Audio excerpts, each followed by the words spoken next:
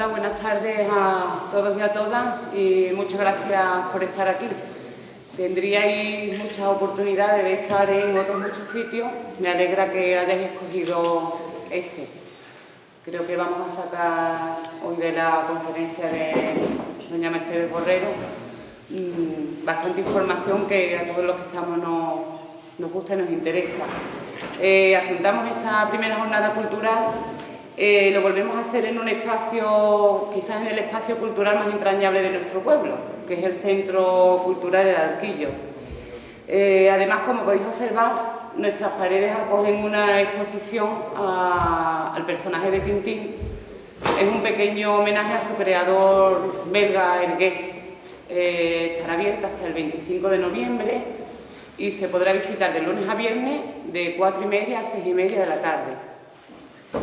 En nuestro afán por tener un mejor conocimiento de lo que es nuestro pasado histórico y con la ayuda de las perspectivas y recursos que incorpora la ciencia de la historia, hemos tenido a bien invitar a Mercedes Borrero Fernández, catedrática de Historia Medieval por la Universidad de Sevilla.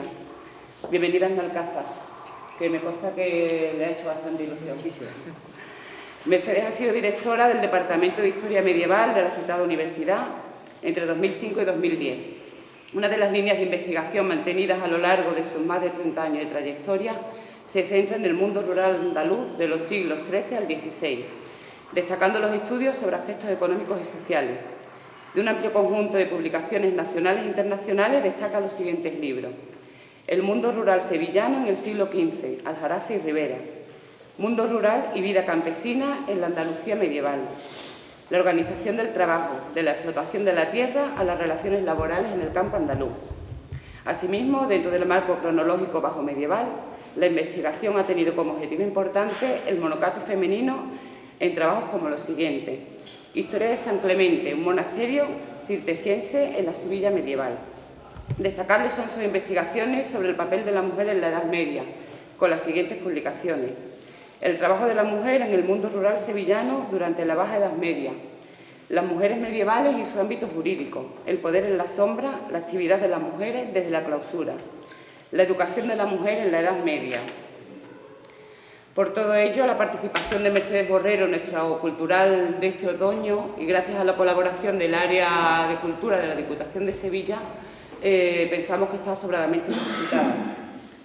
Antes de darle paso a nuestra profesora, me gustaría destacar la importancia de la jornada que tenemos mañana. Será en el Salón de Actos a las 8 de la tarde. Es un espectáculo titulado La humanidad esperanzada. Tendremos una oportunidad de conocer el valor de la danza, una disciplina poco conocida en pueblos como el nuestro, pero creemos que es importante, pues que las conozcamos. A partir de ahora el turno es de Mercedes Borrero. Espero que nos sorprenda con la información, seguro que sí. Bienvenida en Alcázar, muchas gracias. Muchas gracias.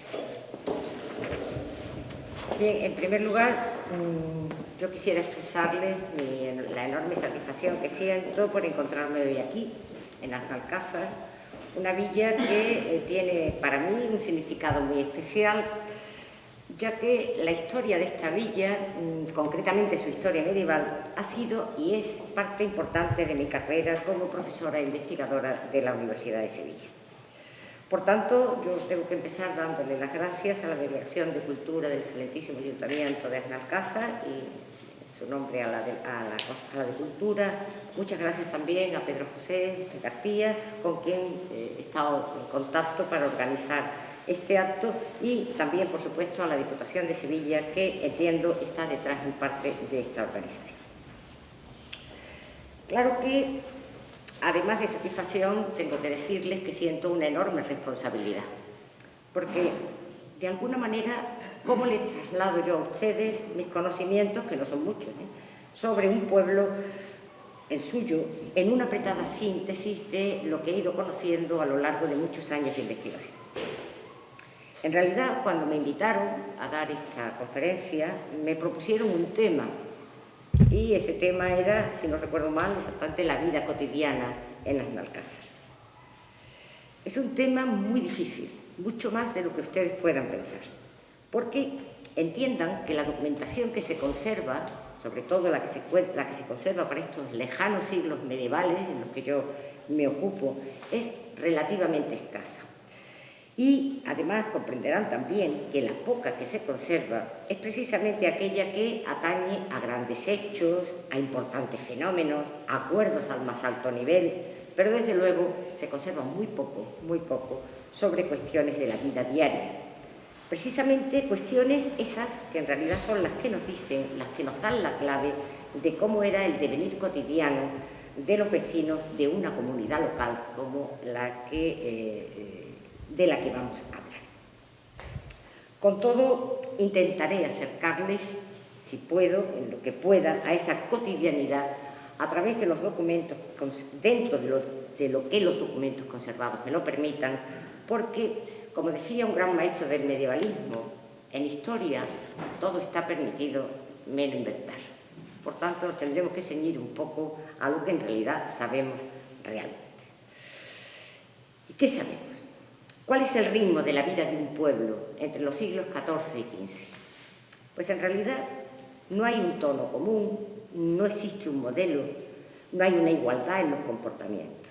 Y no las hay, porque cada lugar tiene sus propias características territoriales, sus propias características demográficas, económicas y, por supuesto, sus propias características en las relaciones sociales entre vecinos. Por ello, quizás unas pinceladas, que sean rápidas, sobre estas singularidades, en el caso concreto de Aznalcázar, van a ser necesarias para comprender, para encuadrar eso que conocemos de la cotidianeidad del día a día de sus habitantes en los siglos bajomedievales. Bien, Aznalcázar, ustedes lo saben bien, formaba parte del alfoz o tierra bajo la jurisdicción de Sevilla y lo hacía desde la época de la conquista de la zona a los musulmanes. Es decir, Aznalcázar era, en estos siglos, parte de la tierra de Sevilla desde la segunda mitad del siglo XIII. Ya desde ese momento aparece Aznalcázar como una de las cabeceras del distrito administrativo en el que se inserta, el Aljarafe. Cabecera junto con el otro gran núcleo de población que es, yo creo que sigue siendo, Sanlúcar la Mayor.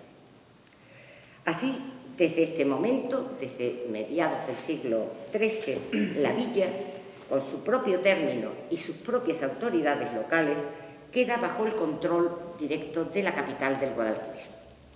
Y empieza así una vida nueva que comienza por la propia población. Les explico. Una vez que se conquista este territorio, la población musulmana que habita en él se mantiene en el mismo, no se las expulsa, como se hace, por ejemplo, en la ciudad de Sevilla. Sin embargo, la situación debía ser bastante difícil porque hacia 1264 se produce una sublevación de estos musulmanes de la zona y esta sublevación conlleva la expulsión total de la población musulmana de la zona. Por tanto, los vecinos de Aznalcázar, a partir de 1264, son absolutamente nuevos. Son nuevos y son fundamentalmente cristianos y son, además, venidos de fuera, de otras tierras. No, se puede decir que no son del sur de la península. De ahí que los comienzos de la vida cristiana, de la vida bajomedieval de Aznalcázar, debieron ser difíciles. Todo era nuevo. Era nueva la población, eran nuevos los repartos de tierras, eran nuevos además los intereses económicos. Se había cambiado un mundo islámico por un mundo cristiano. Sin embargo, entendemos que estas dificultades se debieron de solventar muy pronto. ¿Por qué? En principio, por la propia calidad de las tierras que rodean a la población, que rodean a Aznalcázar, así como por la situación estratégica que en aquel momento tenía la villa. Con respecto a esta situación estratégica, no pueden ustedes olvidar que Aznalcázar se sitúa a finales de la Edad Media en un cruce de dos vías fundamentales, vías de comunicación fundamentales, digo, para la época. Por un lado está lo que se llama Camino Real de Aznalcázar, que es el que conecta la capital, Sevilla, con Aznalcázar. A partir de ahí, ese camino real atraviesa el río Pudio, llega a la villa, sigue hasta Pilas y hasta Hinojos, y ahí se acaba. Y ahí se acaba porque ahí se acaba el territorio sevillano. A partir de ahí están las marinas. Pero además, en la villa de Benalcázar se cruza otra vía de comunicación menos importante quizás, pero entiendo que es muy significativa. Desde Benalcázar se desvía un camino que va hacia Mures y de ahí, dicen los documentos, se va a la mar. Se atraviesa en esta ruta el Alcarayón y se atraviesa ese famoso puente de arcos que dicen es ser romano y que al parecer últimamente se está hablando de que no lo es. En cualquier caso, en la Edad Media este camino se llamaba Ruta del Pescado. Es sintomático. Bien, el desarrollo de la villa y de sus habitantes debió, a partir de aquí, vivir igualmente situaciones complejas, especialmente a lo largo del siglo XIV. El siglo XIV es un siglo que va a conocer en toda Europa una enorme cantidad de epidemias, grandes epidemias, entre ellas la muy tristemente famosa peste negra, una gran epidemia que asoló Europa y que hizo que su población, la de Europa en conjunto, disminuyera, a veces en algunas zonas incluso a 2/3 partes de los habitantes que tenía. Algo debió afectar evidentemente a la zona, no sabemos en concreto cómo. Pero si avanzamos un poco más en el tiempo, empezamos ya a conocer ciertos datos interesantes y concretos sobre la villa. Por ejemplo, hacia 1430, estamos hablando de la primera mitad del siglo XV, en Benalcázar existían, según la documentación, 200 vecinos. 200 vecinos no son 200 habitantes. 200 vecinos, según esta documentación, son 200 células fiscales. Es decir, 200 familias sobre las que se van a cobrar una serie de impuestos. Por tanto, 200 vecinos de 1430 sería una población más o menos de 900 habitantes. No está mal para la época, en 1430. Sabemos además que en estos momentos, desde el siglo XV, Benalcázar estaba en proceso de crecimiento, ya que a la villa estaban llegando vecinos de pueblos y comarcas cercanos que se están asentando en Benalcázar, sin duda atraídos por las posibilidades que esta villa y su territorio tienen. Son gente que en los primeros años de su estancia en la villa no son considerados vecinos de pleno derecho, se les llama moradores, es decir, gente que está en una fase previa a conseguir la vecindad plena y por tanto a conseguir todos los derechos que le da esa vecindad. Eso sí, no tienen todos los derechos, pero sí gran parte de las obligaciones, porque pagan impuestos. Y digo que este dato es importante porque en aquellos años, estoy hablando de 1430, este tipo de gente recién llegada constituía nada menos que el 20% de la población.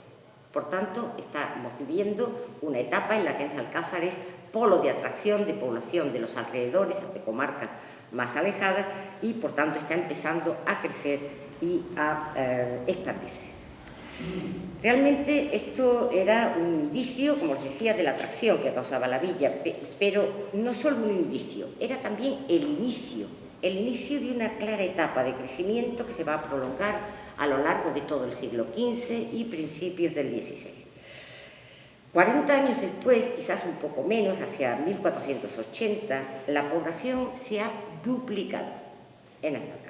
Estamos en estos momentos con una población de 1.700 habitantes y pocas décadas después, cuando comienza el siglo XVI, se llega prácticamente, no se sobrepasa, pero prácticamente se llega a la cifra de 2.000 habitantes. Creo que, hablando de finales del XV, principios del XVI, estamos hablando de mucha población. Se convierte así Benalcázar en un gran centro de población rural, muy semejante a Sanlúcar la Mayor y muy por encima del resto de los pueblos del Aljarafe, que no les voy a citar todos, pero sí los más próximos para que se hagan una idea. Estaríamos hablando de un pueblo que tiene el doble de población que Hinojos y quintuplica la población de Pilas.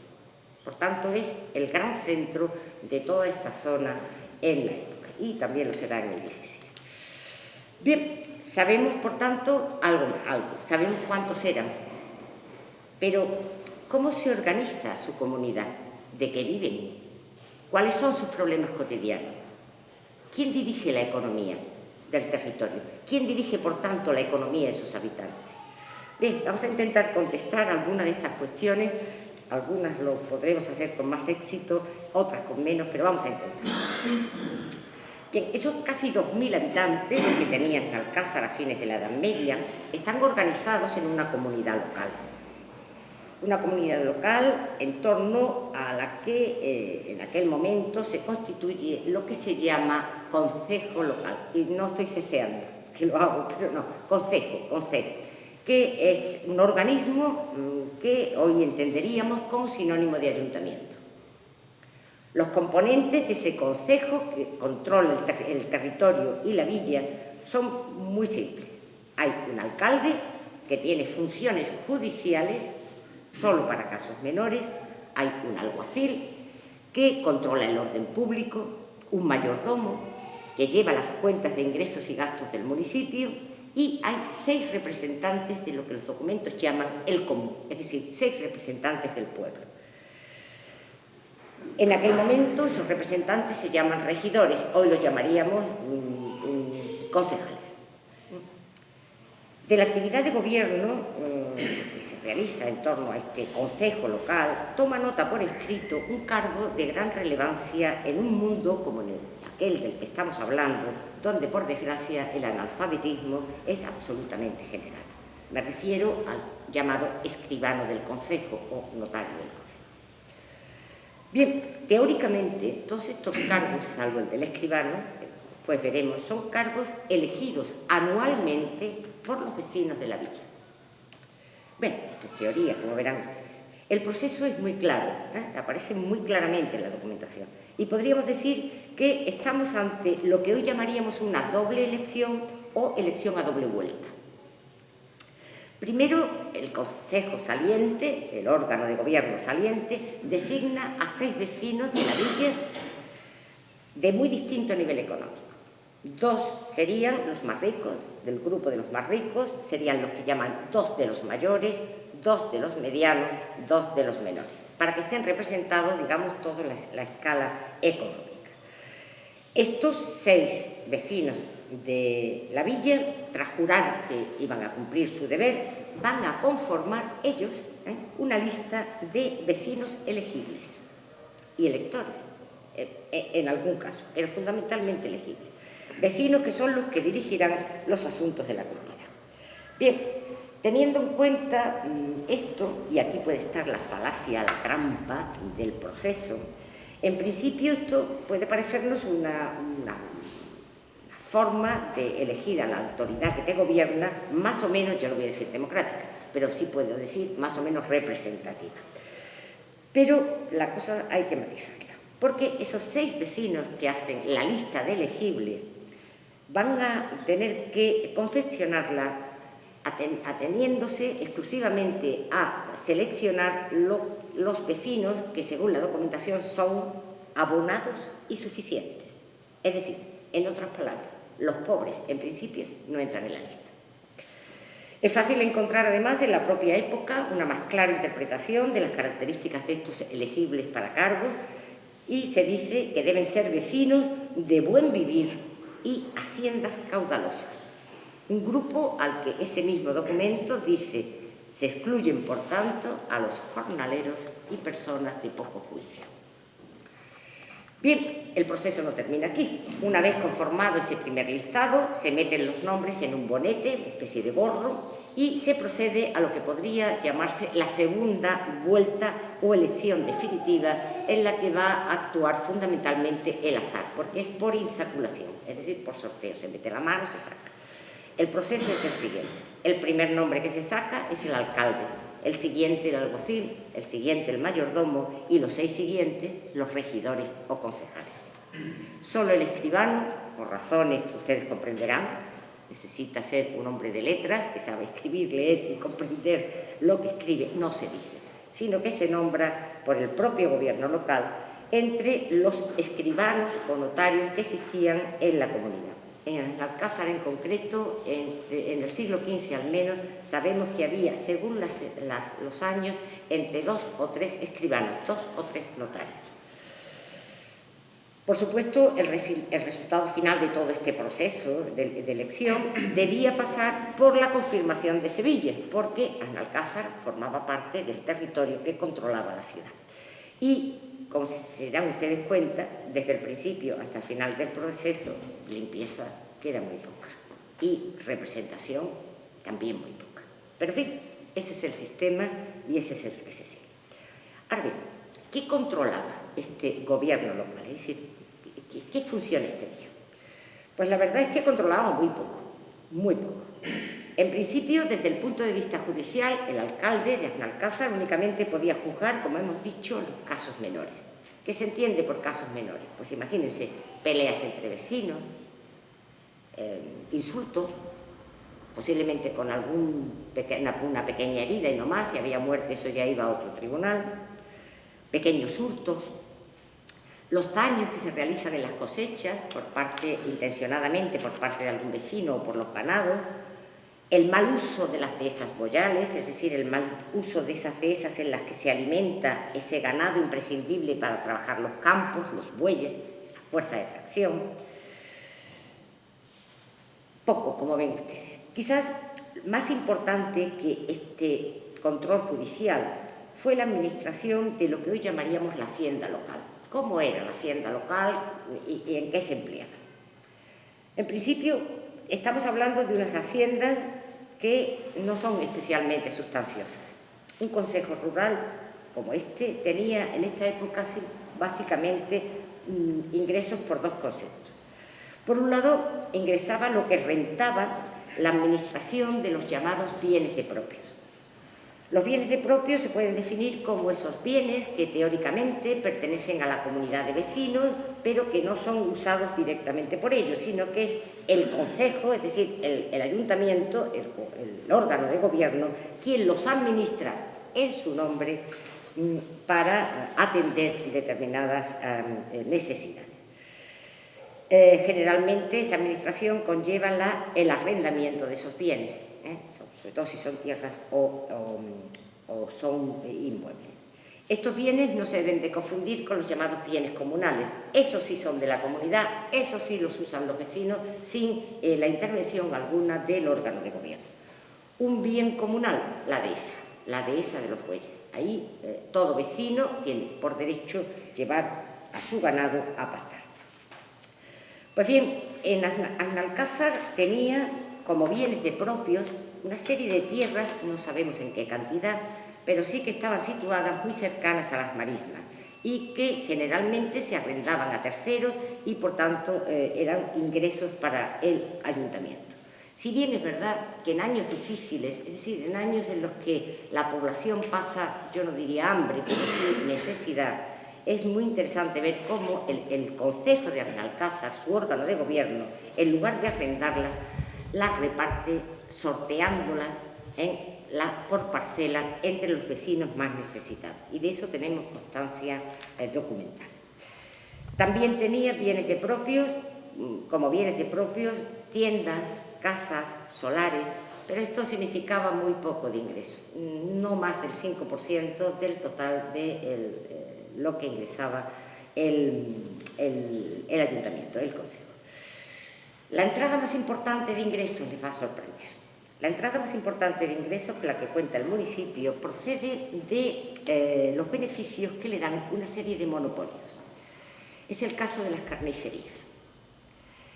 Hemos de tener en cuenta que en esta época la corta y venta de carnes es un derecho controlado por las autoridades locales que conlleva no solo el arrendamiento de la casa-tienda de la carnicería, que no solo puede haber esa, sino que además controla todos los impuestos que hay que pagar por la corta y venta del producto. En Analcázar, la entrada por las carnicerías significaba en algunos años, y de eso tenemos cuenta, tenemos documentación, nada menos que el 40% total de los ingresos, solo por la carnicería del lugar. Algo parecido, pero con mucha menor importancia económica, llenaba las arcas municipales. Era la que se denomina la red del pescado, que sería la tienda en la que se vende el pescado, ese posiblemente que venga por ese camino que va a la mar, a través de un río. Y poco más. No olvidemos que esta, Alcázar, como otras villas del Alfoz sevillano, estaba bajo la jurisdicción de Sevilla, de la ciudad. Y, por tanto, las rentas que se cobran a sus vecinos, especialmente las rentas más sustanciosas, los impuestos más sustanciosos, los obtiene Sevilla o la Corona. Es más, en este capítulo de ingresos locales cabe destacar que incluso las multas que impone el alcalde de la villa por casos de delitos menores no van directamente a la caja de la comunidad, a la caja de la hacienda local, sino que solo se queda con 1/3 de esa multa que impone el alcalde, yendo a parar el otro tercio al denunciante si lo hay y el otro tercio a Sevilla. Concretamente dicen los documentos algo que es sorprendente, aunque puede ser real. El último tercio lo recibe la ciudad para la reparación de sus murallas, costeando así, de alguna manera, el soporte de protección de Sevilla. Por tanto, si se piensan ustedes con estos escasísimos ingresos, no es de extrañar que en el momento que hubiera que realizar cualquier obra pública, los costes tengan que pagarse a través del reparto proporcional entre los vecinos. Y en última instancia, y también en esto hay documentación de Alcázar, en última instancia a través de la obtención de préstamos pedidos por el ayuntamiento para solventar casos urgentes. Una vía que generalmente, como se pueden ustedes imaginar, terminaba por recaer ¿en quién? En los vecinos de la villa, y además lo hacían de la manera más onerosa posible. ¿En qué se emplean estos escasos ingresos? Pues, en primer lugar, puede pensarse que la primera parte de esos ingresos se emplea a pagar funcionarios, a pagar al alcalde, al alguacil, al rey. No. Rara vez consta, y en Alcázar no tenemos constancia de ello, ni en el 14 ni en el 15, que estos funcionarios cobraran. Oficialmente no cobraban. Por tanto, esa hacienda pública se destinaba fundamentalmente a las obras públicas, a reparaciones en las carnicerías, en los hornos del concejo, las fuentes públicas. Y si la obra era de mayor calibre, imagínense ustedes, por ejemplo, que ocurre en la mayoría de los pueblos, y aquí también, en el siglo XV empieza a hacerse las primeras casas consistoriales, es decir, los primeros ayuntamientos. Para eso había que utilizar medios extraordinarios. Y para ello, de nuevo, solicitar permiso a Sevilla y proceder posteriormente al reparto entre los vecinos. Un capítulo de gastos importante, incluso más que el de las obras públicas, fue el pago de los desplazamientos que los oficiales, las autoridades de la villa tenían que hacer. Y es normal, no cobraban, por lo menos se le paga los desplazamientos que tienen que hacer. Y tenían que desplazarse bastante. En primer lugar, visitaban el término, es decir, los recorrían una vez al menos al año para reponer y vigilar los límites, los mojones, ver si había habido alguna intromisión, si había habido alguna apropiación ilegal. Y también se gastaba dinero en pagarles los desplazamientos a Sevilla para llevar cartas, pleitos, hacer peticiones, etcétera, etcétera. También se pagaba por algo que les puede sorprender, ya que aparece en el listado de los gastos del ayuntamiento de Alcázar a finales del 15, se pagaba con ello el vino que consumían a las autoridades en sus reuniones concejiles. Bueno, al menos no era comida, era solo vino. Que se pagaban también cosas tan sorprendentes como el pago a aquellos vecinos que mataban camadas de lobos, que hacían mucho daño en algunos en los ganados, y se pagaban bastante bien. Por tanto, había gente que se dedicaba a ir a buscar lobos, matarlos y presentarlos en el ayuntamiento para que les pagaran.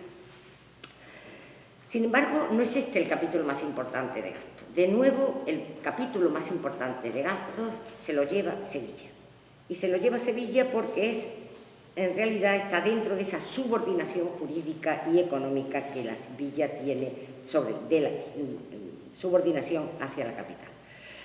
De Sevilla vienen visitas, es decir, vienen oficiales que vienen a controlar sobre todo aspectos fiscales y aspectos económicos, si se paga o no se paga, las rentas, etcétera, etcétera.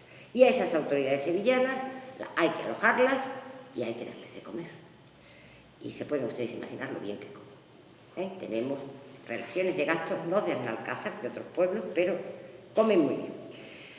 hasta tal punto que les voy a dar un ejemplo, de Aznalcázar no tengo, pero hay pueblos en los que este capítulo de gastos del pago a la manutención y alojamiento de las autoridades sevillanas le suponía el gastarse entre el 60 y el 88% de los ingresos anuales.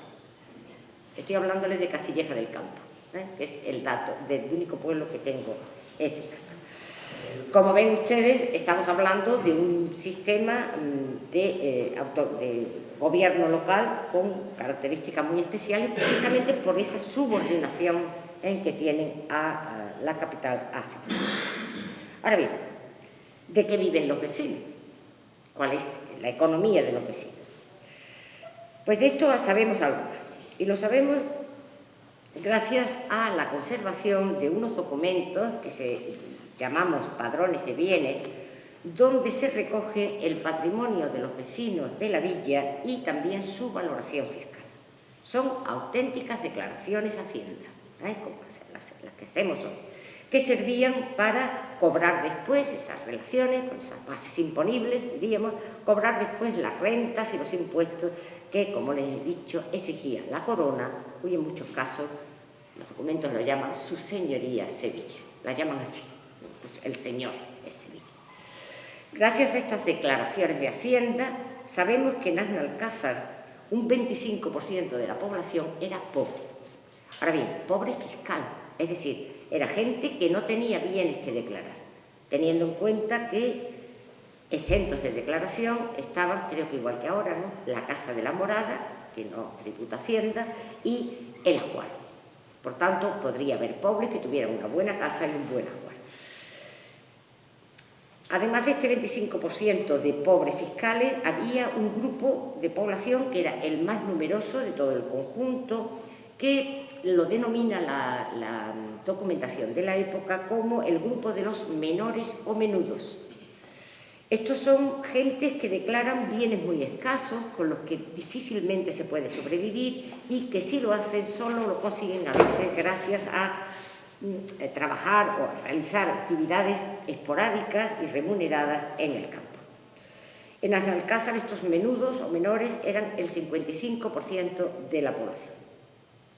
Mejor situación económica tenía el escalón superior, que la documentación llama de los medianos. Los medianos serían aproximadamente un 15%, y estos sí tendrían bienes suficientes para conseguir la subsistencia, pero por encima de ellos estaba la élite. La élite es evidentemente como tal minoritaria, tenía un alto poder adquisitivo y en realidad solo consistía en un 5% de la población en el mejor de los momentos.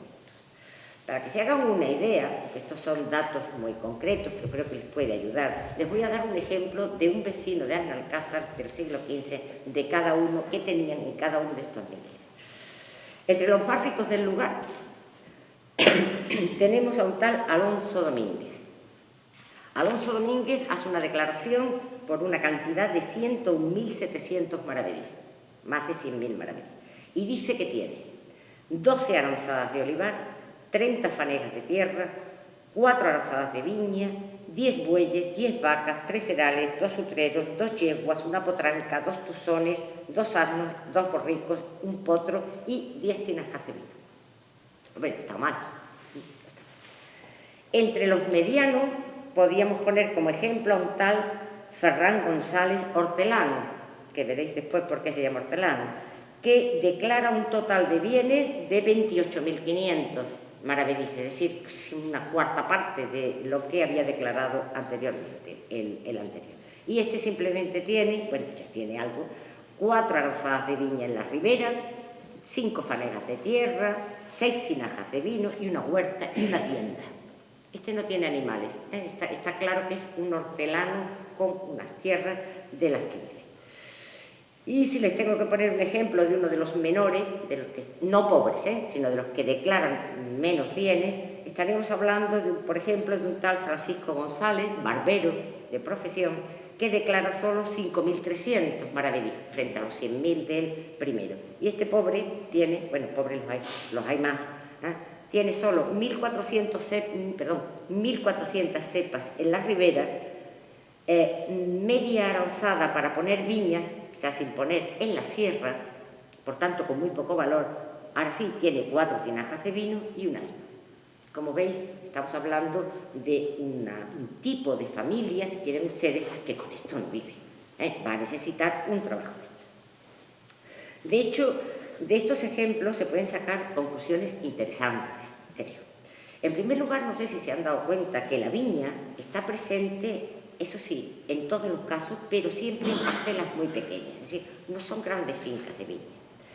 Sin duda esto es muy interesante porque la viña fue desde el principio de la vida cristiana del territorio, ustedes que los musulmanes tienen prohibido el vino, lo tienen prohibido.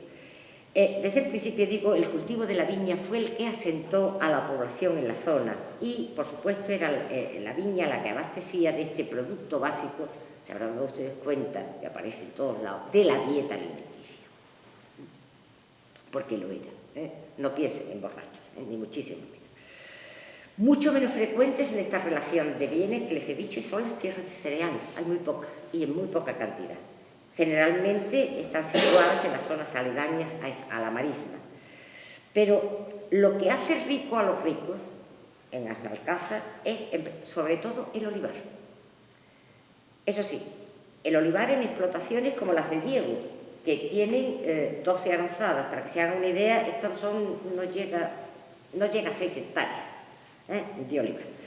En segundo lugar, lo que hace rico a los ricos es el ganado, la cantidad de cabezas de ganado. Ganados para la obtención de carne y cuero, productos que tenían un mercado magnífico en Sevilla y en la villa también, pero sobre todo en Sevilla.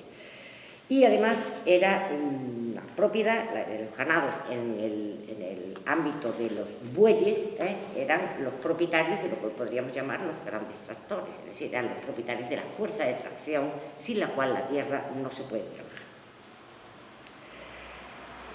Las cifras que hemos visto, tanto de población como de las cantidades de tierra en manos de vecinos, nos deja, si se dan ustedes cuenta, una enorme extensión del territorio que no está controlado por los habitantes de la villa.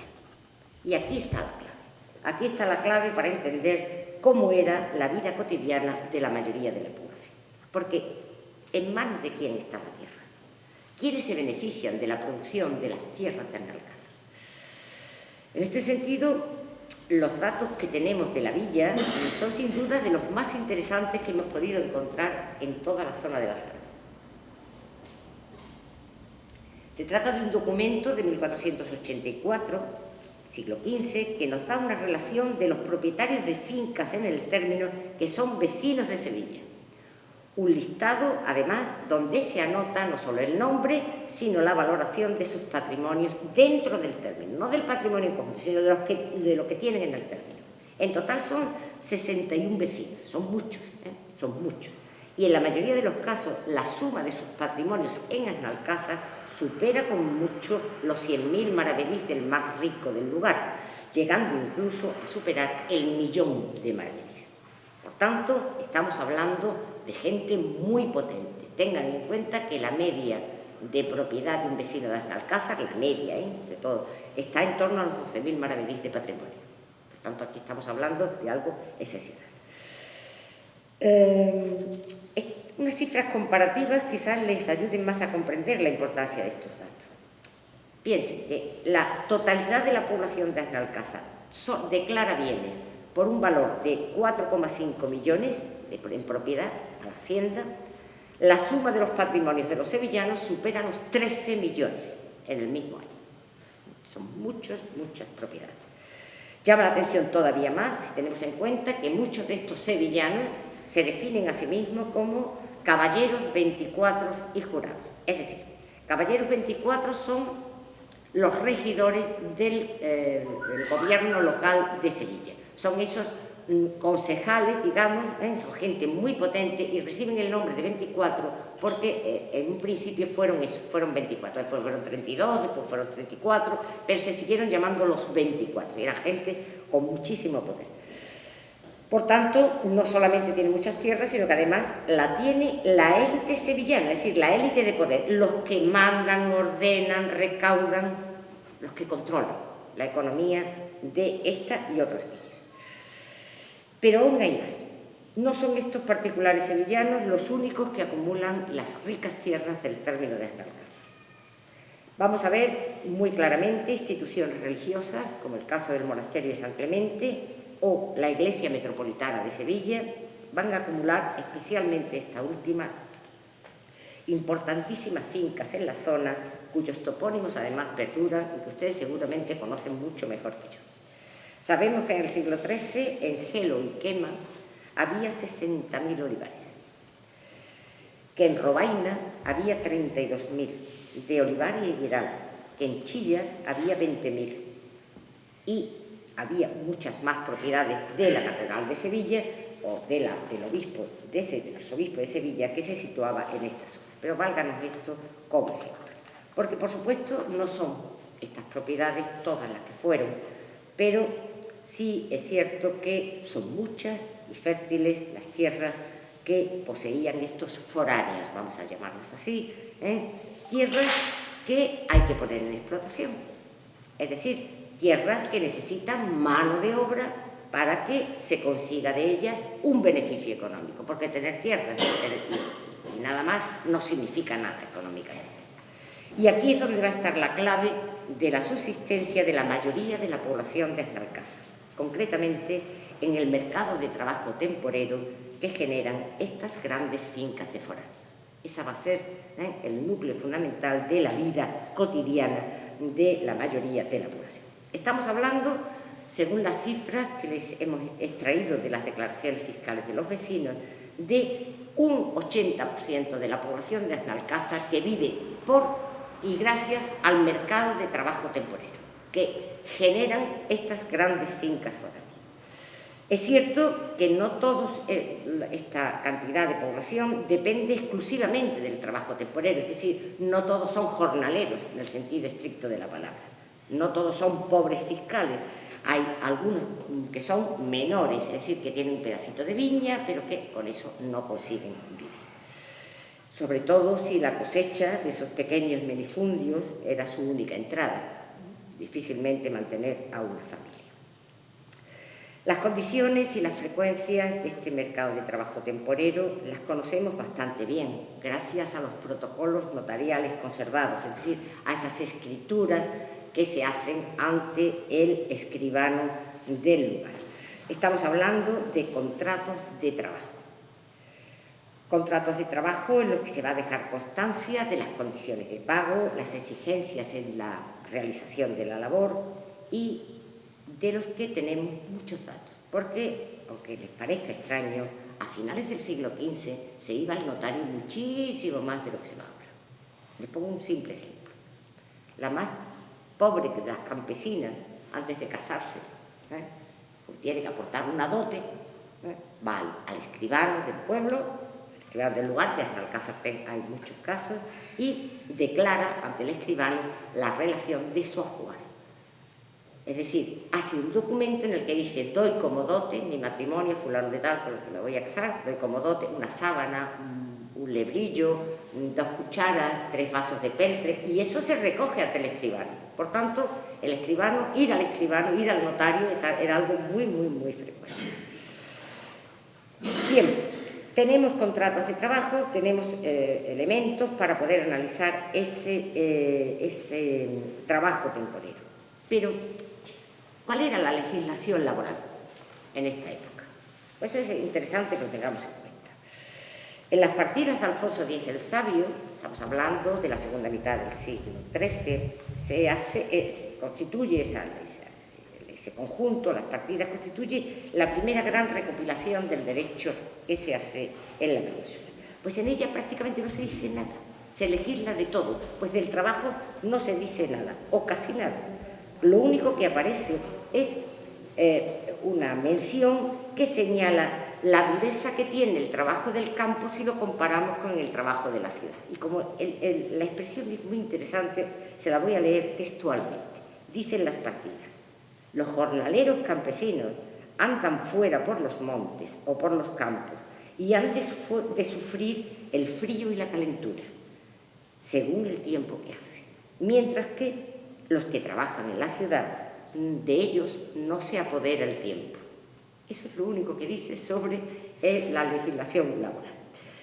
La primera normativa laboral que aparece en esta época surge en el siglo XIV, concretamente en torno a las Cortes que se celebran en Valladolid en 1351 y en Toro en 1369.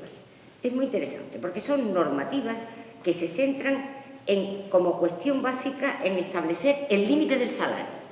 Es decir, no tratan de legislar en absoluto los derechos del trabajador, lo que tratan es de legislar los deberes del trabajador. Por ejemplo, se ocupa de establecer la obligación del campesino jornalero de trabajar, entiendan esto porque es muy interesante, sobre todo tal como está la cosa hoy día. Dicen las Cortes, la obligación del campesino jornalero de trabajar, de no permanecer ocioso, de acudir diariamente al alba, dice, a las plazas de cada lugar donde se acostumbra contratar a trabajadores. Y se llega incluso a exigir a las autoridades locales que no permitan que ningún vecino deje de trabajar. Imagínense la situación con respecto a todo. Tiene su sentido, ¿eh? Una segunda cuestión que tratan estas normativas laborales se refiere al aspecto que más se ha tratado, que son las tasas de salario. Evidentemente, si el salario sube, ¿a quién perjudica? A los poderosos, es decir, a los poseedores de tierra que tienen que contratar mano de obra. Por tanto, en 1351 se dice que los concejos, es decir, las autoridades locales y los hombres buenos del lugar, cada uno en su comarca, ordene los salarios según los precios de las viandas de ese momento. Es lo que hoy llamaríamos índices de precios al consumo. Y lo que hace es bajar los precios, pues estaban subiendo mucho y perjudicaban a esos poderosos. En general, si se dan ustedes cuenta, parece que todo está contra el jornalero, en contra del trabajador eventual. Este debía cumplir su jornada, que la establece el empleador. Debe cumplir un mínimo de calidad de trabajo, igualmente dispuesto por el contratante. Y debe indemnizar, veremos después algunos casos, a quien le contrata se incumple lo pactado. Por contra, en el contrato, en el convenio, solo hay una obligación del contratante: pagar si el trabajo se ha hecho.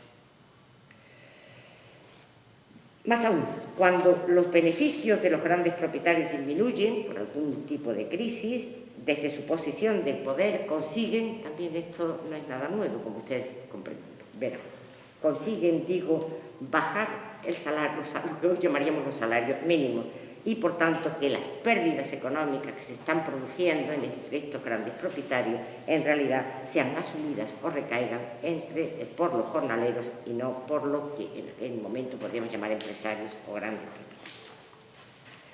Bien, dicho esto, ¿en qué se trabaja? ¿En qué condiciones? ¿Con qué salario? Dicho de otra manera, ¿cómo era la vida laboral del 80% de la población de Alcázar? Pues veamos la oferta de trabajo, porque esto puede ser interesante. Se oferta en esta época, y ya me refiero a casos específicos de la villa, se oferta trabajo en principio para realizar lo que podríamos llamar labores indeterminadas, es decir, trabajo no específico, no especializado, contratos de gañanes. Se contrata a un hombre para que, dicen los documentos, para que haga todo lo que me mande, salvo moler, porque ser molinero es un trabajo especializado. Son contratos que duran entre 6 y 8 meses, nada más, y siempre finalizan en un momento interesante del año, el 1 de mayo. El 1 de mayo se acaban estos contratos. El trabajo que realiza un gañán generalmente es arar la tierra con los bueyes y los arados del dueño cuando las hay, ya sean de cereal, antes de la siembra, en el barbecho o en el olivar. Es un trabajo de otoño-invierno, como ven, y por tanto también cavaría viñas, en fin, haría todo lo que tocara. Hay muy pocos contratos de gañanes, y hay muy pocos posiblemente porque en este tipo de trabajo lo que abundaría más, y esto es en principio lógico, es el apalabramiento, es decir, la contratación a través de un apretón de manos o de un acuerdo oral. Un acuerdo oral que se tenía que romper siempre cuando el contratado era un menor, y esto era en muchos casos. padres que entregan a sus hijos a un gran propietario para que les sirva en el campo en lo que le mandara, siempre que sea honesto de hacer. Tampoco lo va a hacer con el niño. Gracias a ese trabajo, por ese trabajo va a recibir fundamentalmente manutención, vestido y a veces, solo a veces, cierta cantidad de dinero. Una forma de que mantuvieran al hijo, porque esa familia que seguramente no podría. Condiciones de trabajo del gañán, pues ya se la pueden imaginar. Viven durante los meses que se les contrata en la finca, allí reciben alimentación diaria, no sabemos muy bien qué, y cobran por meses. Los cálculos que hemos hecho sitúan el jornal diario de un gañán a finales del siglo XV es de 15 maravedís diarios.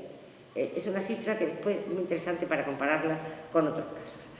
¿Dónde viven? Viven en barracones, que se llaman casas de gañanes y que aparecen en la descripción de todas las grandes propiedades de la zona. Allí viven, como comprenderán ustedes, durante meses separados de sus familias, por lo que se puede llegar a acuerdos, por ejemplo, el que les voy a contar. Unos cuantos vecinos de la Palma del Condado se contratan con un gran propietario de Aznalcázar, sevillano, la finca en Aznalcázar, que van a estar desplazados de su familia durante 6 meses, que es lo que dura el contrato. Hay una cláusula muy interesante que dice: trabajaremos, etcétera, pero dice finalmente, pero en sirviéndoos, es decir, en trabajando, en cada semana o de 15 en 15 días, nos dejéis ir a nuestras casas el sábado en la noche y venir el domingo en la noche o el lunes al amanecer.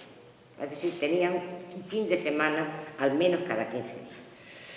Bien, en cualquier caso, este tipo de trabajo de gañán no es el más frecuente en la zona del Aljarafe y, por supuesto, no es el más frecuente en el caso de Aznalcázar. Y no lo es porque las explotaciones agrícolas, las grandes explotaciones agrícolas del territorio, no demandan gañanes, no demandan mano de obra no cualificada. Lo que va a demandar es una mano de obra especializada y para trabajos muy específicos. Por tanto, los contratos de trabajo se van a hacer para servicios concretos, no para todo lo que me mandéis. Es el caso, por ejemplo, de los contratos de guardas, que hay muchos en Aznalcázar. Se contrata a determinados vecinos para que guarden los ganados de determinados propietarios o las tierras, ya sean tierras de esas boyales, ya sea, por ejemplo, el conjunto de unas tierras de viña de un grupo de vecinos y al guarda se le paga entre todos. Eso hay muchísimos contratos. O, por ejemplo, también la contratación de guardas por parte de algún gran propietario sevillano para que controle el cereal que ha sembrado, sobre todo en el momento final de la floración de la planta. Claro, ustedes me dirán, trabajos de guarda solo ocupan a un mínimo de vecinos, por tanto no es una oferta de trabajo especialmente importante. Pero ahí está y me parece interesante comentarlo. Parecidas características a estos contratos de guarda son los contratos de molienda, los contratos de molineros. Especialmente se conservan, yo no he encontrado ninguno de cereal, de contratos para molienda de cereal, pero sí muchísimos para la molienda del aceite. En el caso de la molienda del aceite se contrata no a un molinero, se contrata a 2 especialistas que se denominan engarrafador y encapachador. Es decir, son 2 profesiones diferentes, con 2 trabajos distintos y con remuneraciones distintas. Está mejor pagado el encapachador que el engarrafador. Trabajan esta gente 26 días al mes, es decir, tienen los fines de semana libres, por lo menos un día cada semana. Y eso lo dejan muy claro. Y, por ponerles un ejemplo, referido a finales del siglo XV y a Aznalcázar, pues tenemos un contrato en el que 2 vecinos de la villa se obligan, con Pedro Solís Farfán, vecino de Sevilla, dice, para moler, encapachar y almacenar el aceite, recibiendo el encapachador 750 maravedís y 2 fanegas de trigo, es decir, 220 maravedís más o menos, y el engarrafador 600 maravedís y 2 fanegas de trigo. Estamos hablando de unos niveles salariales mucho más altos que lo que hemos visto hasta ahora. Bien, en realidad, la mayor oferta de trabajo temporero son las que se llevan a cabo para hacer labores específicas en el ciclo agrícola. Es decir, son trabajos que se pagan a labor hecha, o si quieren ustedes, son trabajos pagados a destajo, que es lo que sale más barato al empleado. Creo que esto debe entenderse bien. Sabemos que estamos ante trabajos para desarrollar solo durante unas cuantas semanas, es decir, son contratos de muy poca duración. A veces se trata de labores que van a dejar al trabajador por ese escaso tiempo de trabajo muy escasos beneficios, y entonces nos preguntamos, ¿y por qué se hace por escrito? Es decir, porque se va al notario y se hace un contrato de trabajo. ¿No sería más fácil acudir a esa contratación oral, que es un modelo que se emplea y que está bien desarrollado? Porque se hace por escrito. Si esto conlleva un coste añadido para un contrato de 2 meses, hay que pagarle al escribano.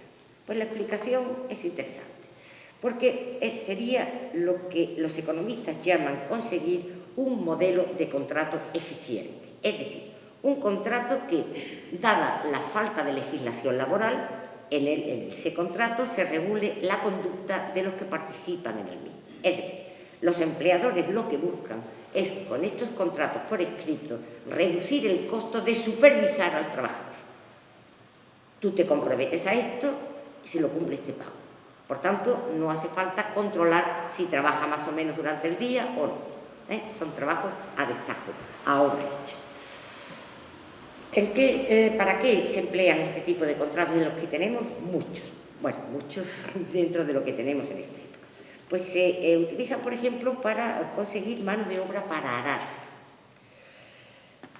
Concretamente, se contratan a vecinos para que aren 20, 30, 40 aranzadas de olivar y se les va a pagar por cada aranzada que aren. Tantos maravedís por cada aranzada arada. Igual se hace para la limpieza de las malas hierbas, se paga por unidades de extensión limpias. Si hay que transportar productos, aceite, madera, cereal, se paga por carretada, ajustándose el precio a la distancia que hay que recoger.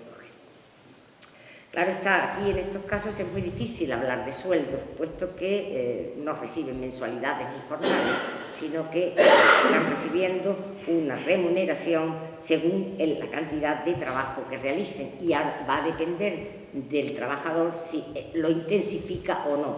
Es decir, si yo tengo que arar 4 aranzadas, si me lo tomo con tranquilidad, hago solo una cada día o hago 2. Ahí está la ventaja económica del contrato.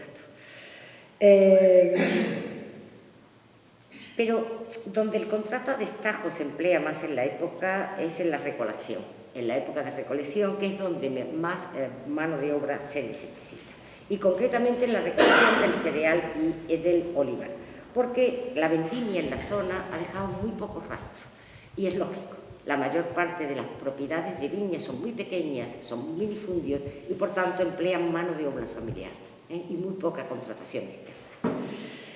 Los trabajos de siega se contratan por cuadrillas, y el pago se hace por fanega o caíz cegado. Por tanto, el costo de supervisión es nulo. Ahí tenéis, cuando terminéis de segar, pues generalmente se le da una fecha de comienzo, se le dice no puede sobrepasar a tal fecha, pero nada. Estos contratos de siega no son frecuentes en la zona, no son frecuentes, digo, en las Alcázar, y quizás no lo son porque aquí no abundan las grandes fincas de cereal. Existen zonas cultivadas de cereal, pero no son las grandes fincas que se encuentran en la campiña, en torno a Utrera, Alcalá, que son grandísimas extensiones. En cualquier caso, son de los trabajos mejor pagados. Cuando se les contrata jornal, rara vez, pero cuando se les contrata llegan a cobrar 45 maravedís diarios. Eso es mucho, comparado con los 18 o los 15 que cobran un año. Ahora, si hay un trabajo bien documentado, y no lo digo porque lo haya estudiado yo, porque realmente está muy bien documentado, es el que demanda la recolección del olivar, la recolección de la cosecha de olivar. Es un trabajo muy duro. Es un trabajo que se hace además en los meses de invierno, que exige muchas horas, permítanme la redundancia, de trabajo, porque la recolección en esta zona y en esta época se hace a mano en el sentido más estricto de la palabra. se hace, dicen los documentos, ordeñando los olivares. Es más, en muchos contratos se impide, se penaliza el bareo de los árboles para no dañarlos. Por tanto, se necesitan muchas horas de trabajo para recoger la aceituna una a una, si quieren ustedes. ¿Son estas duras características y esta cantidad de tiempo necesario lo que va a hacer que se busque mano de obra barata? Evidentemente. La más barata posible, por supuesto. Estamos ante un trabajo en el que se emplean exclusivamente a mujeres. Son las conocidas en la época como las cogederas de aceituna. Y nos encontramos así con la apertura de un mercado laboral para la mujer que contribuye de esta forma, de una manera muy clara, al mantenimiento de muchas familias. Se trata, como hemos dicho, de un trabajo muy duro, que las obliga a salir del hogar durante al menos mes y medio, 2 meses. Se comienza la recolección en esta época, dicen los documentos, 5 días antes o 5 días después de Todos los Santos, y se suele terminar en diciembre o principios de enero según la cosecha. Son meses fríos, meses duros para el trabajo en el campo, al que además muchas de estas mujeres acuden con sus niños pequeños, que aparecen en el contrato, sobre todo aparecen con nombres cuando tienen 6 u 8 años. Se especifica además que si esos niños cogen aceituna, se les va a pagar también, la cantidad que cojan. En los contratos además se dice algo que a mí siempre me llama mucho la atención. Se contratan mujeres que tengan entre 15 y 60 años. 60 años en el siglo XV debían de quedar muy pocas y las que quedaban debían de estar muy mal. Estoy convencida. Pero debían de existir porque en el documento aparece. Y además se les va a obligar a residir en la cosecha, es decir, a vivir en unos barracones que se llaman casas de cogedera, por llamarlos algo, pero eran barracones como los de los gañanes. Allí viven, como les digo, alejadas de sus familias durante 1 mes y medio, 2 meses, incluso 3, en durísimas condiciones. Son duras, ¿verdad? Pues todavía hay más. Son duras las condiciones. Cuando se contratan estas cogederas lo hacen al menos con 6 o 7 meses de antelación. Entre los meses de mayo y junio se firman más de la mitad de los contratos de estas mujeres. Son momentos, primavera, en los que ni se sabe si va a haber cosecha, ni se sabe lo que se va a cobrar por el trabajo, ya que se deja muy claro en el contrato que cobrarán por canasta que recojan y además al precio que digan y pongan los señores del olivar. Ínfimos contratos, por tanto, que solo tienen una parte positiva, si es que quiere verse alguna parte positiva, quizás la tenga. Toda cogedera que se contrata así va a recibir un adelanto de dinero de su contratante en el momento de la firma. Cantidades que oscilan entre 300 y 500 maravedís, que van a venir muy bien a la familia en unos meses de primavera donde hay muy poca oferta de trabajo para los hombres. Por tanto, de alguna forma, si se dan ustedes cuenta de lo que nos estamos encontrando, es ante la hipoteca de la fuerza de trabajo de las mujeres. Es decir, ellas se hipotecan su capacidad de trabajo a cambio de un dinero que van a ir a ver si lo digo, de un dinero que va a ser el cobro de un trabajo que van a realizar mucho después y no saben hasta cuándo. Bien, esta situación atañe a muchas mujeres, a tantas que no son suficientes las del pueblo, no son suficientes las manos de obra local. Y esta oferta de trabajo desborda por completo y va a propiciar que a estos pueblos lleguen caravanas de mujeres con sus niños pequeños procedentes de sitios muy lejanos, generalmente del Aljarafe no, porque esas tienen ya su propio mercado, de sitios muy lejanos como la Sierra o incluso Extremadura. Por tanto, tienen todo el recorrido, la estancia, los niños, la vuelta, y todo eso sin saber ni cuánto van a cobrar realmente, ni cuánto van a deshacerse de ese préstamo que le ha hecho el contratante. Hay muchos ejemplos de estos contratos aceptados por vecinas de Alcázar. Normalmente, como les digo, van a recibir entre 300 o 500 euros, 300 o 500 maravedís, que viene a ser un nivel, una mensualidad de un hombre que trabaje en un trabajo, digamos, especializado. Esos dineros los tienen que descontar según vayan trabajando y lo descuentan según vayan cogiendo canasta. Una canasta de aceituna se pagan por esta fecha, ellas no lo saben porque se pone el precio después, pero se suele pagar entre 5 y 6 maravedís. ¿Cuántas canastas hay que coger para conseguir pagar ese préstamo de 300 o 500 maravedís? Los documentos son muy claros, como es evidente que no van a poder descontar todo lo que han recibido, por tanto pagar ese préstamo, los documentos suelen decir que vayan esquitando el dinero que se le entrega por canasta recogida, y si no lo consiguen en esta cosecha, que estén obligadas a venir a trabajar en la cosecha siguiente. Pues bien, tenemos casos muy claros de que estas deudas van aumentando, porque al año siguiente, aunque deben, vuelven a pedir adelanto y acaban siendo una carga impresionante para la familia, porque la única fórmula es meter a la abuela, a la niña que tiene ya 5 o 6 añitos, y acaba siendo un problema realmente impresionante. Además, no se olviden de algo, los trabajos se hacen de sol a sol. De sol a sol en noviembre y diciembre hay muy pocas horas. Además, no se puede recoger aceituna en días de lluvia. O, como dicen los documentos, que yo no sé, entiendo muy bien qué es lo que es, me van a perdonar, pero tampoco está permitido coger aceituna en días de vientos solanos. Y además hay que venir a la hacienda a la hora que es sazón y salir a la hora que es sazón, es decir, de sol a sol. En fin, como ven ustedes, la cosa es muy complicada. Pues aún hay más. Si algún día faltan a la cosecha, si algún día no van al tajo, como diríamos hoy, la multa que tienen que pagar es tremenda, especialmente en Alcázar, que es donde he encontrado las multas más altas para estas cogederas. Concretamente, si una cogedera no va a la cosecha a coger la aceituna, por cada día que falte pagará 0,5 arrobas de aceite. Al precio que está la arroba de aceite en estos años, tiene que pagar una multa por día que no vaya a trabajar de 25 maravedís. Se ha calculado que el jornal que puede medio serían 2 canastas al día de aceituna, es decir, no conseguiría cobrar más de 10 o 12 maravedís diarios. Imagínense ustedes lo que es una multa de 25 maravedís. Claro, ustedes me dirán que falte, dice siempre que no sea por enfermedad o por causa justa, dice, no es enfermedad, causa justa, pero ¿quién dice que es causa justa? ¿Quién dice que la causa es justa o no es justa si no hay legislación laboral?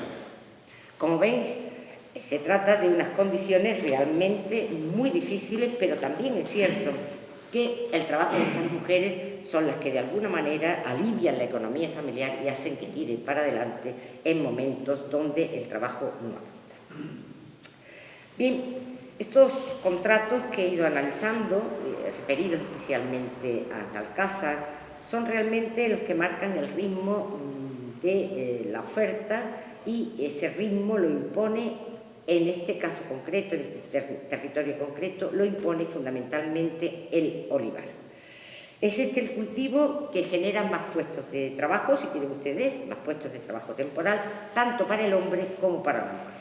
De hecho, en los meses de noviembre a diciembre, enero, podemos encontrar en los documentos familias enteras trabajando en las grandes propiedades. Ellos efectuando las carretadas de aceituna, ellas recogiendo la aceituna, otros moliendo, y se contratan en conjunto, yo para moler, mi hija para coger, con lo que reciben una cantidad de dinero de adelantado importante. Es además una oferta de trabajo que se da en una época del ciclo agrícola en la que la parcela familiar, que suele ser de viña, está tranquila, está en pausa, porque ya se ha hecho la vendimia, por tanto no necesita que se trabaje el vendimia. Pasado esta oferta de trabajo, el problema se complica, porque la única posibilidad de encontrar grandes o importantes ofertas de empleo en fincas ajenas será la recolección de cereal, y como les he dicho, aquí hay muy poca, digamos, mercado de trabajo para esto. De ahí que, llegado el caso, finales de primavera, principios de verano, que es cuando se empieza a recolectar, la mayoría de los hombres de la zona tendrían que irse a la campiña a buscar, a contratarse en cuadrillas de segadores. Por tanto, de nuevo, en este caso, desplazamientos. Bien, no les quiero pasar más. ¿A qué conclusión podríamos llegar? realidad, la vida cotidiana de la inmensa mayoría de la población de Alcázar gira en torno a la búsqueda de un trabajo temporero en el campo, ya sea como complemento a la economía familiar, ya sea en más de un 25% de la población, como hemos visto, como la única posibilidad de sobrevivir. Un trabajo en el campo, realizado en fincas ajenas, mal remunerado, con condiciones laborales tan exigentes que rayan realmente en desprotección total del trabajador. Sin embargo, en los momentos finales de la Edad Media, y en esta comarca en concreto, hubo dos factores que evitaron que esta tensa situación llegara a explotar. Es decir, que hubiera lo que parece lógico que se produzca en un momento determinado, tensiones sociales. Y esos factores que lo impidieron son los siguientes.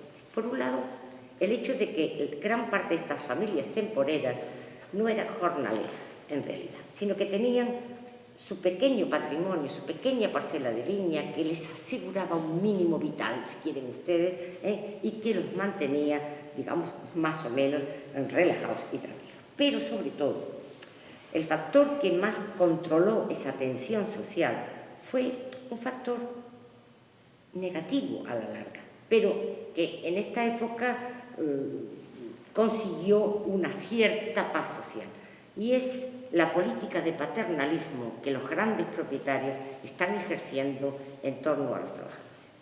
¿Que hay malas cosechas? ¿Que hay un poco de hambre? Se presiona al consejo del lugar para que reparta o sortee pequeñas parcelas en la marisma para que tengan algo que comer ese año. ¿Que la cosa está muy mal? Doy más adelantos de dinero al contratar la mano de obra. Por tanto, entre esa política de préstamos, porque en realidad, si se dan ustedes cuenta, tiene una segunda parte, pero tiene una importante, de préstamos de dinero a cambio de trabajo en determinados momentos, van a conseguir aliviar los peores momentos del año o los peores momentos de los ciclos, de los malos ciclos agrícolas. Evidentemente, todo eso se paga muy caro, ¿no? Se paga muy caro y se va a pagar mucho más caro con el tiempo, porque es evidente que esta situación no podía durar mucho. Y el jornalerismo, ustedes lo saben muy bien, todos los andaluces lo sabemos, se extendió por las tierras andaluzas a partir de la edad moderna y prácticamente hasta nuestros días, y muy pronto van a empezar a producirse no pocas alteraciones sociales en el campo. Pero eso ya no es medieval, eso es moderno. Muchas gracias.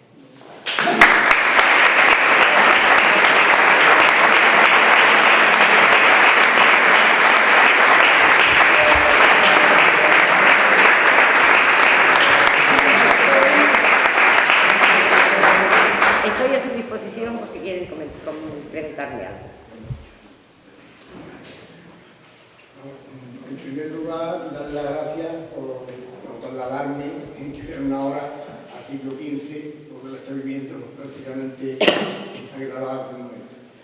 También lo que veo es mucha similitud en lo que ha comentado usted sobre el trabajo de la aceituna y eso.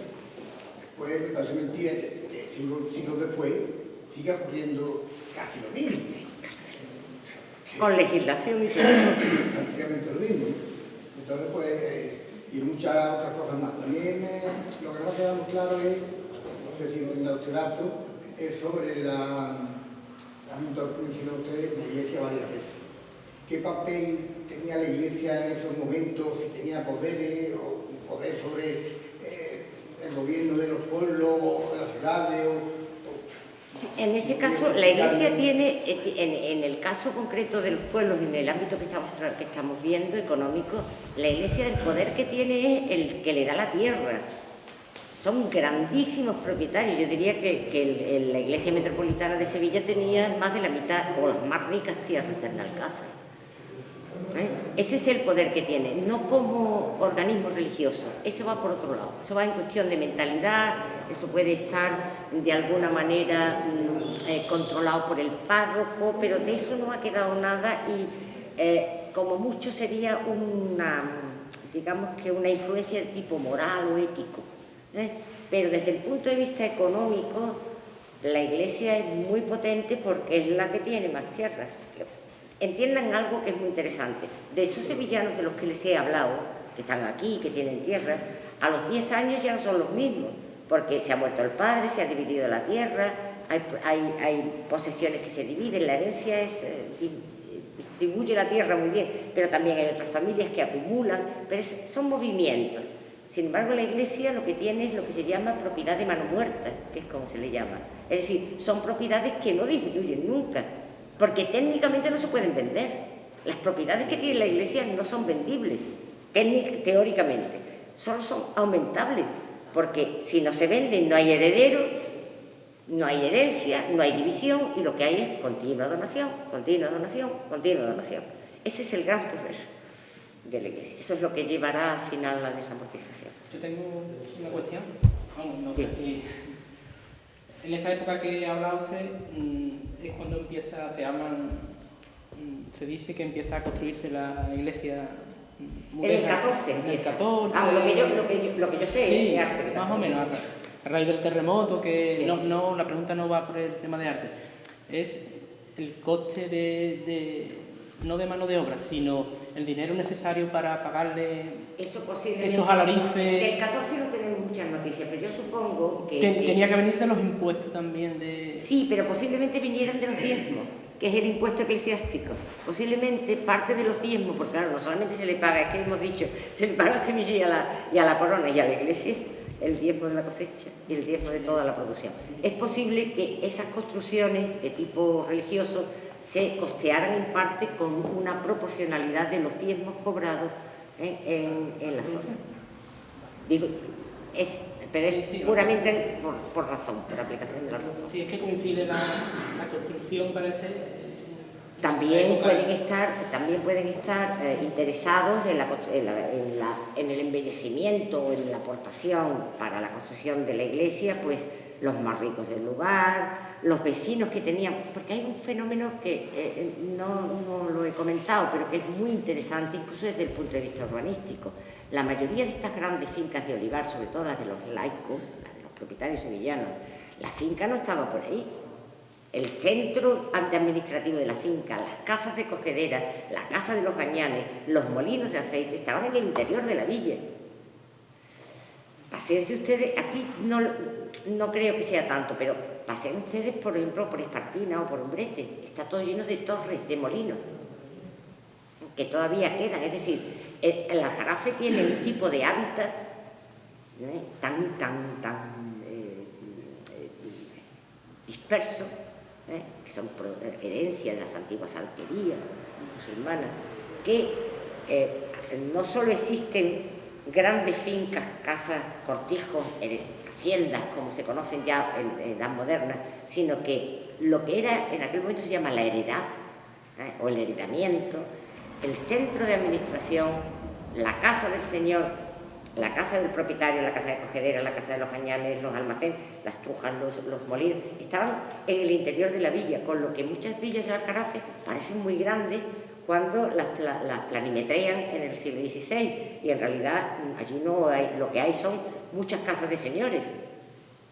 Hay instalaciones. No sé por qué le estoy diciendo eso, porque no me acuerdo por qué medio. Un poco si esa gente, exactamente, ese tipo, esos sevillanos que vienen aquí, además viven, en verano se vienen aquí, como ustedes comprenderán, cada vez que hay peste en Sevilla, tumba al Aljarafe, al caserío, al señorío del Aljarafe, para quitarse de la ciudad. Esta gente seguramente aportó. Seguramente aportó. Era una manera de dignificarse y de señalarse socialmente. Hay otra cuestión que me ha quedado. Es que en este siglo XIV y XV se sabe, hay datos de las hectáreas que tenía el pueblo. Del 14 no, pero del 15 sí.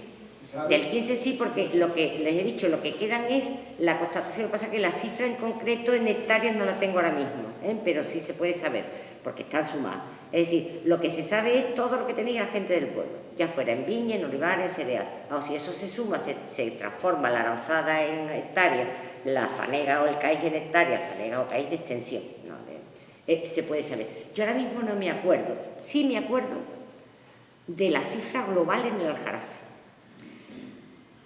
La cifra global en el Aljarafe, en todo el distrito, era que los vecinos lugareños no controlaban, no tenían más del 2 o el 3% del término. En conjunto, es una media. Habrá pueblos que más y pueblos que menos, y muy poco. La otra curiosidad es que aquí a los olivares, de excepción de dehesa, si había pinares en aquel tiempo. En Hinojos, sí, en Hinojos. Aquí en las de Alcázar no los he encontrado. En las declaraciones de renta, ojo, podía haber zonas de pinares, pero que pertenecieran a propiedades de sevillanos. Y como esas no están inventariadas, no lo sé. Esas están evaluadas. Pero no están inventariadas. Dice que era los tiempos de... En Hinojos mucho. Los vecinos de Hinojos tenían muchos pinares. Eso es verdad. Incluso monedas con piña, ¿no? Sí. Entonces, en Hinojos sí. Y hubo posiblemente, si en Hinojos los había, aquí también. Lo que pasa es que es muy probable que la zona, a lo mejor, donde el pinar se desarrollara más, no estuviera ocupado por la propiedad vecinal, sino por estas grandes propiedades de las que les he hablado. Pero no se habla porque no daría trabajo, no daría... Claro, no, yo no lo he encontrado en los contratos. Pero claro, es que los contratos que yo he encontrado son los escritos, pero después están los orales. Eso que dice la documentación, que todos los vecinos vayan a la plaza del pueblo para que todos los contraten y todos vayan a trabajar. Es muy posible que esa explotación se hiciera de esa manera. ¿No había tiempo para ocio? ¿Cómo se va a llamar? Bueno, había tiempo incluso para las perradas, para el ocio. Del ocio se ve muy poco. Hay un problema de esos aspectos de la vida cotidiana. Eso se puede reflejar en las actas del concejo, es decir, esa que levanta lo que hoy llamaríamos el notario mayor esas actas capitulares. Actas capitulares de Alcázar no se tienen hasta muy avanzado el 16. Porque la clase pobre, ¿cómo se va a llamar? ¿Habría un signo así, algo así? Evidentemente habría, pero documentación no ha quedado para estas fechas. Pero se me viene a la mente una cosa que quizás les puede llamar la atención. No es el caso de Alcázar porque no he encontrado documentación, pero sí, por ejemplo, sabemos que en Pilas había lo que yo podría llamar, pues, ¿cómo se llama esto? Los fines de semana de los jóvenes, gamberretes, que se van a divertirse, se emborrachan y hacen destrozos. Hay un pleito de unos niñitos, pero además de 14, 15 años, en Pilas, por tanto lo mismo se podría dar aquí, que se dedicaron una noche, se fueron a un huerto, se describe perfectamente en el pleito, se emborrachan, los padres no saben nada, y no se les ocurre otra cosa que ir a la plaza del pueblo y destrozar las maderas y todo lo que había por allí. Los cogen y los juzgan y los padres tienen que pagar las multas. ¿Qué idea me da eso? Pues que los jóvenes del siglo XV son tan jóvenes como los de hoy y que en determinados momentos buscaban pues la reunión, el vino. Ahora, en cuanto a fiestas, es que tenemos muy pocos datos. Evidentemente las habría. ¿La persona adulta solo trabaja? No, hombre, si la madre está fuera, pues a lo mejor pues, no saldrían, pero la vida no era demasiado propicia para la fiesta, pero precisamente porque no lo era las habría, porque se necesitaban. Eso es una cosa de mentalidad. No solo los jóvenes.